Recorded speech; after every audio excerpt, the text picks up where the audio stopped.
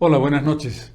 Ayer el Facebook nos jugó una mala pasada. Pensamos que era un problema técnico nuestro, pero se había producido un problema en varios lugares. Volvemos ahora por esa razón. Les saludo, habla Carlos Mesa, ustedes lo saben. Y para comentarles a propósito de lo que fue nuestro rol en el proceso de conquista democrática después del fraude. Estamos con ustedes en Facebook, Instagram, YouTube y también, por supuesto, Twitter, una red que me es muy cara en el sentido que me gusta mucho. Quiero decirles que estamos contestando ahora las preguntas, más de 400 del post entre los 2 días que tuvimos ayer, antes del fallido intento, y que hemos tenido entre ayer y hoy.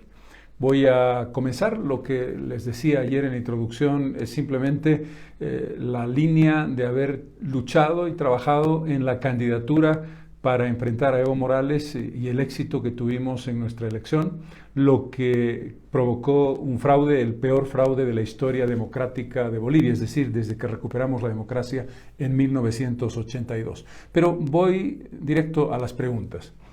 La primera de Roxana Luna. Roxana me pregunta, ¿cree que hubiera ganado sin el fraude de Evo Morales y los masistas? Es una buena pregunta. Yo en principio me atuve a lo que fueron los resultados del conteo rápido de Vía Ciencia, de Jubileo de la Iglesia Católica y de la propia OEA, que establecían una diferencia de alrededor de 3 puntos en favor de Morales y nosotros en segundo lugar, lo que forzaba una segunda vuelta y una segunda vuelta que todas las encuestas nos daban por ganadores. Pero luego el informe final de la OEA fue muy contundente y dio la impresión de que el fraude había sido de tal tamaño, tan grande, que eventualmente se podría pensar que ganamos. Pero no quiero hacer especulaciones. En lo que ganamos, sin duda alguna, es en ir a la segunda vuelta, en la casi seguridad de que íbamos a obtener el triunfo y que se nos robó ese triunfo. Y que ese año durísimo de candidatura que sufrió una cancha inclinada y la manipulación del poder, el uso de los medios de comunicación del Estado, el uso arbitrario de la publicidad de las empresas del gobierno, el uso arbitrario e interpretación gratuita y graciosa de la ley y el control total del Tribunal Supremo Electoral, generó unas condiciones durísimas que enfrentamos y lo hicimos con éxito. Adicionalmente, nos robaron la elección. El mayor damnificado fui yo, fue Comunidad Ciudadana, y lo primero que hice fue convocar a una movilización popular. Estoy hablando del 21 de octubre. Y estoy hablando de que el 21 de octubre desconocí las elecciones. Y estoy hablando de una participación permanente nuestra, mía en particular, pero de los militantes de Comunidad Ciudadana, en todas las movilizaciones populares durante los 21 días de defensa y de resistencia democrática. Jaime Siles me pregunta, ¿el autor del monumental fraude electoral debe perder su personalidad jurídica?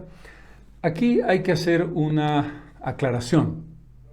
Lo más importante en cualquier proceso democrático, aunque uno sea una víctima del fraude o una víctima de la arbitrariedad, es el cumplimiento de la ley. Quien debe pagar penalmente por un delito electoral es el responsable directo personal o los responsables, las personas que fueron responsables. En este caso, por supuesto, el Tribunal Supremo Electoral a través de los miembros de ese tribunal y si se prueba, y yo estoy convencido de que así fue, el expresidente Morales, probablemente el exministro de la presidencia y su entorno, que fueron claramente quienes dieron las instrucciones. Esta es la lógica. No creo que el MAS deba perder su personalidad jurídica. Además, creo que el movimiento al socialismo tiene un respaldo importante, tiene una legitimidad de voto, no del voto fraudulento, sino de quienes votaron por el MAS. Y lo que más le conviene a la democracia boliviana es que el MAS sea un jugador democrático y no un jugador fuera de la democracia. Hay que derrotar al MAS en democracia, hay que derrotarlo a través del voto. Creo que eso es fundamental. Vale Coloma me pregunta, ¿cree que puede obtener la misma votación que el 20 de octubre ahora que ya se fue Evo Morales? Yo creo que se trata de una elección completamente distinta. Las características de esta elección son distintas y diversas por varias razones. La más importante, obviamente, porque Morales no podrá ser candidato como corresponde por Constitución, no por vendetta ni porque nos guste o no nos guste, porque la Constitución le prohíbe ser candidato por las razones que dieron lugar a la protesta del 21 de febrero. Esta nueva elección va a generar probablemente dos polos que pueden ser muy extremos desde el punto de vista de las ideas, y nosotros creemos que representamos una candidatura de serenidad, de experiencia, de seguridad y sobre todo de reencuentro y reconciliación. Vamos a pelear claramente por la democracia. Cuando digo pelea democrática, para ganar esta elección. Si es posible, en primera vuelta. Yo creo que podemos tener perfectamente el mismo número de votos que obtuvimos en la elección, aunque la cifra no la conozcamos en detalle porque la que apareció era completamente disminuida, mucho menos de la que realmente obtuvimos en los hechos si no se hubiera cometido el fraude. Yo soy una persona convencida de que Comunidad Ciudadana tiene una estructura, tiene un programa y tiene una propuesta que le permitirá ganar la elección. Alejandrita Levy va a participar en las elecciones del próximo año, va a mantener la misma lista de candidatos. La lógica es como cuando estás a medio del río, no te puedes quedar en mitad del río. Por las razones que ustedes conocen, lo que debió terminar después del 20 de octubre en una segunda vuelta no terminó así. Terminó con algo muy importante, la renuncia de quien ya se había convertido en un dictador. Pero el proceso electoral no terminó, estamos a mitad del río y debemos continuar, voy a ser candidato. La base de nuestro funcionamiento, de nuestra propuesta, es un programa con las modificaciones que el contexto plantea y unos candidatos, muchos de los cuales ganaron en circunscripciones uninominales, que tienen el mérito de haber recibido el voto de ustedes, y en consecuencia será la base. No vamos a ser tan ingenuos de quedarnos como congelados en programa, en candidatos, pero por supuesto la base va a ser esa, la que presentamos a consideración con un importante desafío. Los jóvenes que fueron protagonistas tienen que serlo más. Tenemos, como ustedes saben, tuvimos más del 40% de nuestros candidatos jóvenes. La presencia indígena tiene que incrementarse. El papel indígena es fundamental. Y la presencia de la mujer, que tuvo esas 9 primeras candidaturas femeninas, tiene que reformularse, no, tiene que mantenerse, porque nosotros le dimos y creemos que hay que darle a la mujer el papel que ésta merece y que le corresponde. González Mille, ¿por qué no hacen un solo frente? Es una buena pregunta. La idea básica, desde luego, es la unidad. Pero la unidad tiene que basarse en algunas premisas muy importantes. La primera es significativa, el adversario. El adversario sigue siendo el movimiento al socialismo y la palabra unidad en ese contexto tiene sentido. La segunda, no solamente se trata de la unidad por la unidad. ¿Cuáles son los aspectos que tenemos en común con los otros potenciales candidatos? Es muy pronto hablar ahora porque hay algunas personas que han presentado su precandidatura, pero falta todavía conocer la totalidad de quienes quieren ser candidatos. Allí la negociación, y la palabra negociación no quiere decir negociado, ni quiere decir cuoteo, quiere decir negociación en cuanto a discusión de ideas y de propuestas. ¿Qué país queremos? ¿Qué propuesta histórica tenemos como proyecto nacional? Podemos coincidir en ello, tenemos elementos comunes, hay un denominador básico que es la democracia, pero además está la propuesta de gobierno. Por lo tanto, estamos abiertos a la unidad, claro que sí, pero no puede ser simplemente una unidad vacía. Tiene que pensarse en dos pasos, el paso electoral y el paso de gobierno. Gobernar con sensatez, con fuerza, con un programa común. Guillermo Urquizo, ¿qué opina de las conversaciones entre el señor Camacho y el señor Pumari, que fueron grabadas y filtradas por Camacho para perjudicarse mutuamente? Yo creo que aquí uno tiene que ser prudente y ser respetuoso. Primero, mi respeto para cualquier candidato, mi respeto a Luis Fernando Camacho y mi respeto a Marco Pumari. Creo que son personas que tienen todo el derecho de proponer propuestas políticas y no quisiera hacer un comentario o un juicio de valor porque creo que son ustedes los que han visto los acontecimientos, los que han vivido la experiencia, los que han escuchado a los protagonistas y ustedes juzgarán. Y no lo hago porque no quiero comprometerme. Creo que en un contexto como este, en el que estamos en un momento político muy sensible, la prudencia y el respeto deben ser los consejeros más importantes en temas como este. La pregunta ahora de Nicole Oña. ¿Vamos a tener otra vez una elección polarizada con el MAS? Es una buena pregunta. Yo quisiera aprovechar, Nicole, para decir algo que es el resultado que nos dejó Morales. Nos dejó un país polarizado contando una historia que no es verdad.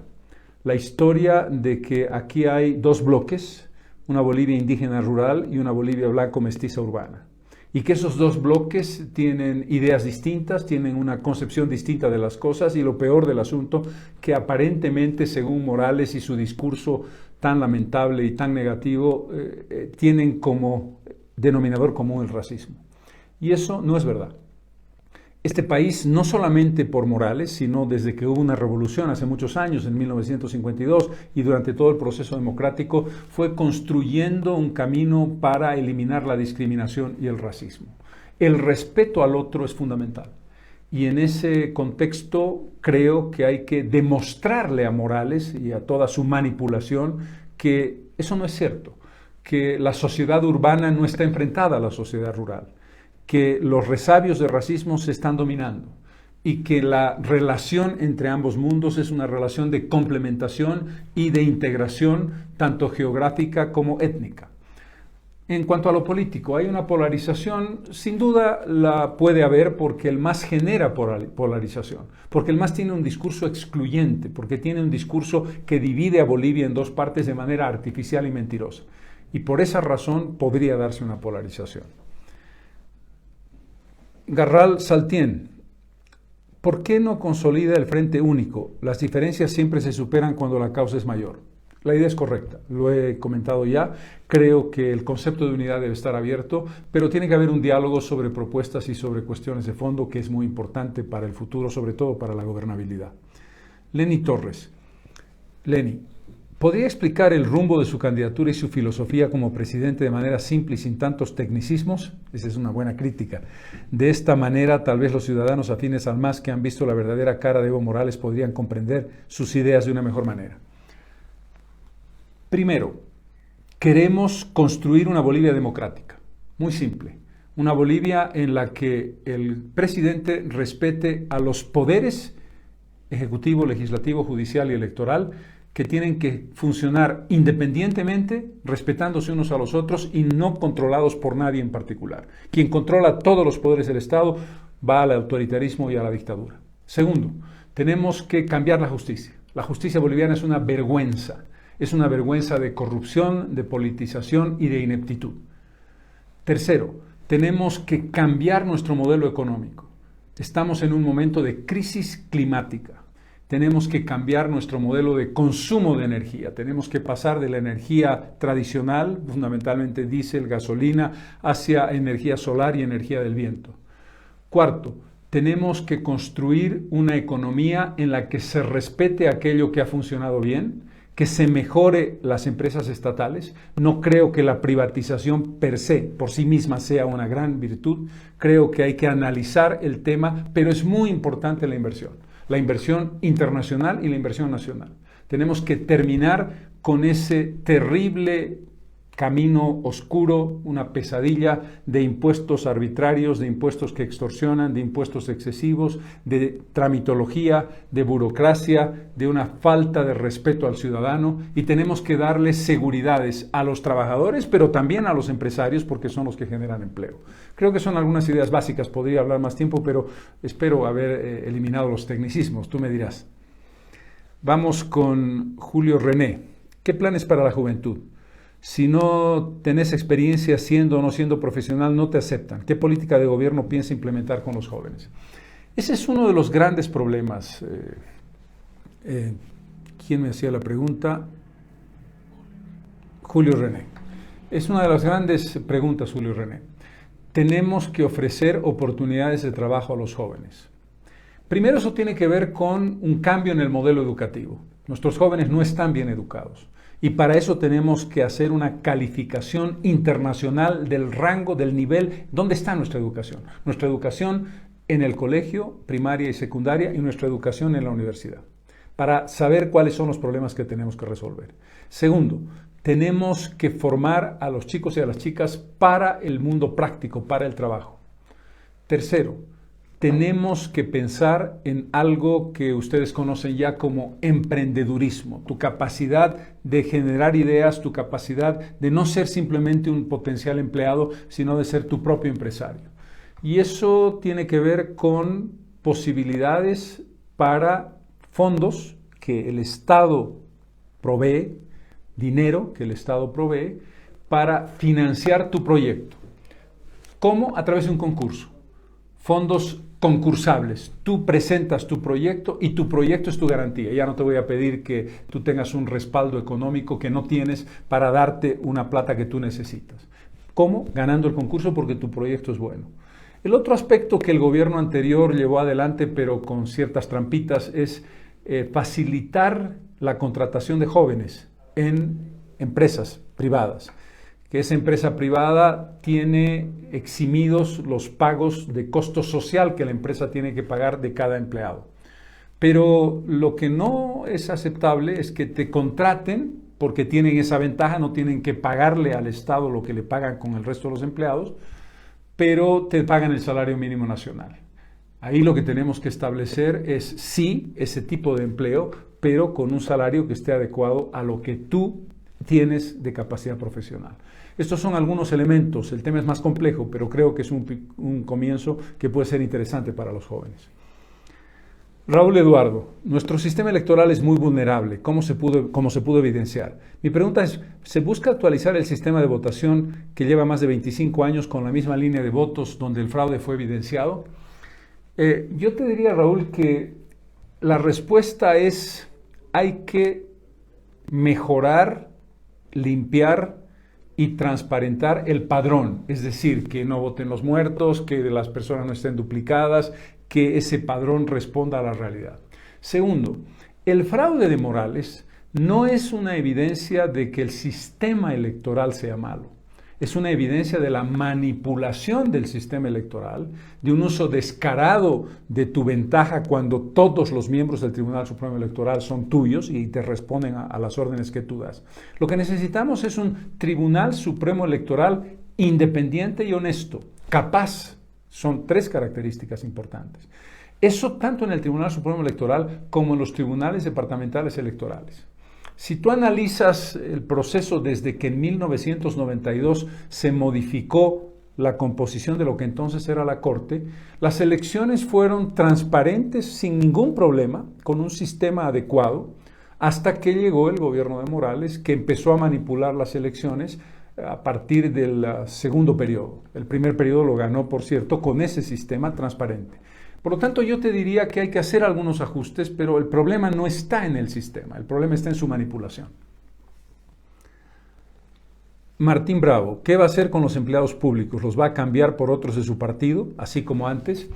Si hiciera esto, estaríamos repitiendo una tara inaceptable y terrible del pasado. La teoría de que tú vas a llegar al gobierno, en este caso nosotros vamos a llegar al gobierno como comunidad ciudadana, para atrapar el botín, para apropiarnos de ese botín maravilloso que son miles de empleos a nuestra disposición. Esa sería una locura. Lo que tenemos que hacer es primero institucionalizar la administración pública, es decir, que tú llegues al cargo público porque tienes méritos, porque tienes un currículum y porque tienes capacidades. Y segundo, eliminar de raíz la idea de que el carnet de partido, sea del MAS, como ocurrió de manera grosera, sea de comunidad ciudadana, es tu pasaporte para ser empleado público. Eso es inaceptable. Severo Condori, ¿cuál es la propuesta para los bolivianos que viven en el exterior? Yo te diría, Severo, que podríamos hablar de propuestas específicas de cómo funcionan los consulados, qué atención se le da a nuestros compatriotas, qué pasa con la repatriación, qué facilidades se le da a aquel boliviano o boliviana que quiere volver al país y no se le hace un lío y un terrible tema burocrático para retornar con bienes, con los hijos adecuadamente. Esa es una parte, pero la mejor respuesta es que las oportunidades de trabajo, las oportunidades de éxito estén en Bolivia, y eso tiene que ver con un manejo global, un manejo general mejor de nuestra economía. Por lo tanto, son dos cosas. los aspectos específicos de los problemas que enfrentan nuestros compatriotas que están en el exterior y dos, que no tengamos mayor fuga de capital humano, de personas que valen y que pueden vivir y que deben vivir en Bolivia. Carolina Márquez, ¿nos podría informar cuál es su postura frente al narcotráfico? Si fuera presidente, ¿volverá a la DEA? Sigue la pregunta, ¿cuál es su posición frente a temas como el aborto, matrimonio gay? ¿Cuál es la propuesta para mejorar y garantizar el empleo de todos los bolivianos? ¿Qué políticas de salud promoverá? Me haces una pregunta de programa completo, trataré de responder algunas de las preguntas. En el tema del narcotráfico, la teoría, la idea de que la diferencia entre el narcotráfico o no narcotráfico es la llegada o no de la DEA, en mi opinión es un error. Yo no comparto la forma en que el presidente Morales, cuando fue presidente, expulsó a la Embajada de los Estados Unidos. Pero no comparto la idea de que la DEA es la solución. Y la respuesta es muy simple. La DEA llegó a Bolivia hacia 1988-89, cuando se aprobó la Ley 1008, y estuvo en Bolivia más de 20 años. Y el narcotráfico no disminuyó. Y los problemas del tráfico de drogas en general y todo lo conexo no mejoró. Por lo tanto, decir que la DEA resolverá los problemas es un error. Yo creo que el problema de fondo es la lucha equivocada en el mundo contra el narcotráfico. Llevamos 50 años de una política de lucha contra el narcotráfico promovida por los Estados Unidos que no ha funcionado. No en Bolivia, no ha funcionado en Colombia, no ha funcionado en Afganistán, no ha funcionado en México, no ha funcionado en Perú, no ha funcionado en Bolivia. Tenemos que hacer una propuesta de lucha contra el narcotráfico que combine las ideas de los países productores, en el caso de Sudamérica, Colombia, Perú y Bolivia, que somos los principales productores de cocaína. Por cierto, Bolivia no es el primero. Colombia tiene muchísima más producción que Bolivia y Perú también. Y los países consumidores, noten algo muy interesante o muy grave para decirlo mejor. Brasil es el segundo consumidor mundial de cocaína. Por lo tanto, tenemos que encontrar una solución concertada para establecer una lucha contra el narcotráfico que no incremente la violencia interna. No es una respuesta fácil, pero no lo puede hacer un país solo. Con relación a los otros temas, yo diría que la referencia más importante tiene que ver con el cumplimiento de la Constitución Política del Estado. ¿Cuáles son los derechos y garantías de las personas?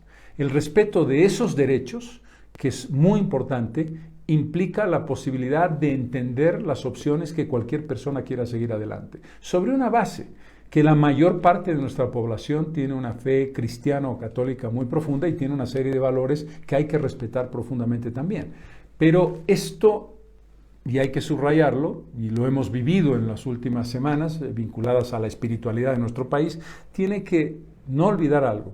Bolivia tiene una constitución que separa la religión, la creencia espiritual del Estado.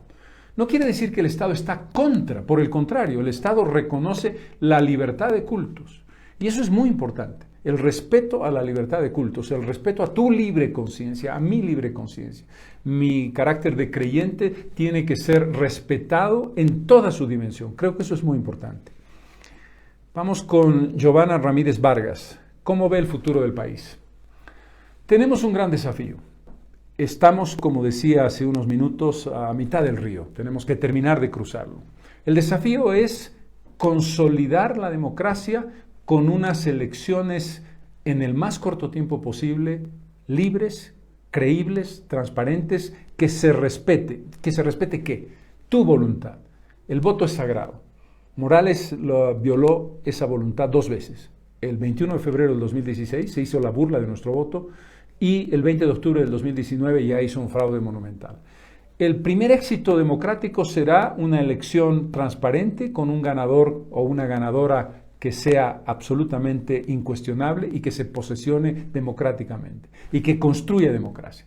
El segundo desafío, vinculado al futuro, tiene que ver con una situación económica que no es lo bonancible, que no es lo buena que fue en el pasado, no por mérito de Morales. Precios internacionales espectaculares y un conjunto de temas que favorecieron la economía boliviana, no porque el gobierno fueran unos genios, sino porque si tú antes pagabas $1 por 1 millar de pies cúbicos de gas, que es una medida de exportación, y con Morales recibías $8, estabas recibiendo 8 veces más plata por la misma cantidad de lo que tú producías. Así de increíble fue lo que vio Morales.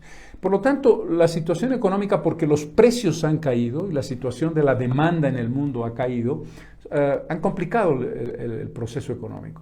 Eso no quiere decir que vayamos a entrar en una situación parecida para quienes tienen más edad a la que vivió la UDP en los años 80 en Bolivia, pero hay que tomar medidas de austeridad, de buena administración, sin, y esto es muy importante, volver a las viejas recetas neoliberales, sin las respuestas que lo único que afecta es al bolsillo de la gente más pobre. Esto es lo más importante. Jorge Burgos, ¿cómo continuaría usted con el proceso de cambio, pero de manera transparente? ¿Cómo piensa usted continuar con la lucha de reivindicación indígena a nivel local y mundial? Esa es una gran pregunta. Una premisa muy importante, una idea muy importante. Uno no puede partir de afirmar y decir categóricamente todo lo que se hizo en el pasado es un desastre, porque no es verdad, sería mentir. Lamentablemente Morales llevó a cabo en los últimos años, quizás la mitad de todo su gobierno, una cantidad de arbitrariedades, de abusos, de corrupción, de destrucción y envilecimiento de su proyecto histórico, que hay ciertas cosas positivas que hizo que se han ido diluyendo en el tiempo. Pero eso hay que mantenerlo. ¿Qué hay que mantener de manera prioritaria? La lucha contra el racismo y contra la discriminación. El respeto a todos los bolivianos. ¿Y eso qué quiere decir? El respeto a la gente que vive en el campo. El respeto a los indígenas quechuas y aymaras. El respeto a los guaraníes, a los chacobos, a los huenayecs. Ciudadanos de primera, porque todos somos ciudadanos de primera. ¿Qué quiere decir eso? Que tenemos que mantener los bonos, porque los bonos son parte del apoyo a los sectores más vulnerables. Tenemos que seguir la lucha contra la pobreza, probablemente mucho más clara en los sectores y en las zonas geográficas más vulnerables y que han sufrido más. La idea de que esa movilidad social, es decir, que ya no hayan diferencias entre una zona de una ciudad y otra zona de la misma ciudad, en la que tú puedes moverte económicamente, puedes moverte socialmente, puedes moverte políticamente. Que un boliviano haya sido presidente siendo indígena es una gran noticia y eso hay que permanecerlo. Es decir, que hoy puede ser presidente o mañana puede ser presidente una mujer. Es el caso de Yanine Áñez, es una gran noticia. Fue el caso de Evo Morales, al margen de que Morales fue luego un terrible presidente, pero finalmente el hecho de que un indígena llegara a la presidencia fue muy positivo y que mañana puede ser un blanco, un mestizo o un indígena, o una blanca, una mestiza o una indígena. Pero el gran desafío es ese, la lucha contra el racismo y contra la discriminación. El reencuentro, el que le demostremos a Morales que no es verdad que aquí hay dos países divididos. Y tengo la pregunta de Laura Tomicha. ¿Qué piensa hacer por la Chiquitania para que no vuelva a ocurrir otro desastre más como lo que hemos vivido en julio? La Chiquitania ha sido uno de los desastres mayores que ha vivido el mundo. Hoy día la Chiquitania, lo viví yo, he estado en la cumbre de la crisis climática en Madrid y di una serie de ideas fundamentales sobre lo que pasó en la Chiquitania. Hay que hacer primero que el bosque se regenere naturalmente. En un bosque seco único en el mundo, el bosque chiquitano es único en el mundo. Bosque seco quiere decir 6 meses de sequía y 6 meses de agua, muy frágil. Hay que permitir que se regenere. La idea de reforestación no es correcta. El bosque tiene la capacidad de una regeneración si tú no lo tocas y permites que su contexto, que su entorno se mantenga como debe mantenerse. Segundo y muy importante, porque esa fue la razón básica del desastre, hay que anular de manera categórica toda la legislación, leyes y decretos que han permitido lo que se llama chaqueos controlados, que de controlados no tuvieron nada y que además no se podían dar dotaciones en un área de bosque. Cuando tú dices cuál es la vocación de la tierra, estás diciendo para qué es esa tierra más útil y sirve mejor. Hay tierra para la agricultura y tierra de bosque. El mundo, Bolivia, sin bosques, es un mundo sin agua, sin evaporación adecuada, sin glaciares, sin Andes. El bosque es un elemento fundamental de la totalidad de nuestro entorno, no solamente mundial, sino boliviano. Eso es lo que creo que hay que hacer con la Chiquitani. Bien, ha sido muy grato poder compartir con ustedes después de tantas semanas en este Facebook Live, que lo vamos a volver a poner en vigencia por lo menos una vez a la semana. Muchísimas gracias.